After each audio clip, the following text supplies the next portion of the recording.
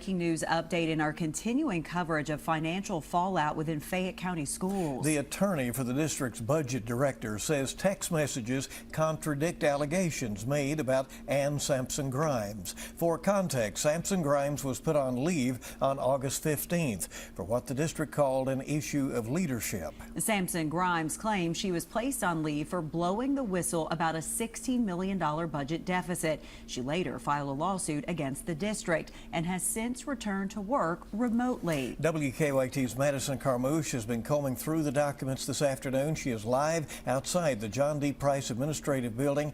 Madison, we know you just talked to Sampson Grimes' attorney as well for this.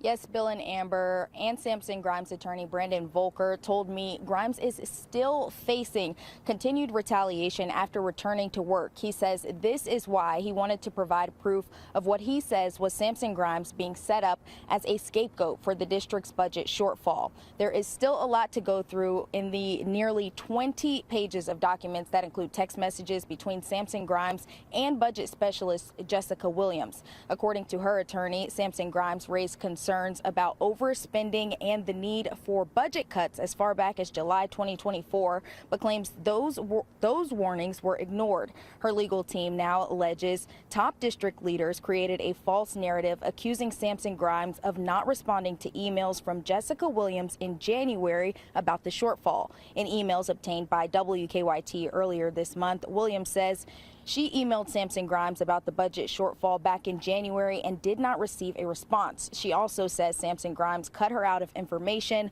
while also taking away her ability to process budget transfers. But Volker says text messages between Sampson Grimes and Williams seem to contradict that Williams and Sampson Grimes were not in personal communication about the budget. In May of this year, messages show Williams texted Sampson Grimes stating that district leadership, quote, have an agenda and it has nothing to do with real numbers, and advised Sampson Grimes to, quote, not die on this hill regarding the budget numbers. Attorney Brandon Volker says this contradicts the district's later claims that Williams was concerned about Sampson Grimes' lack of response.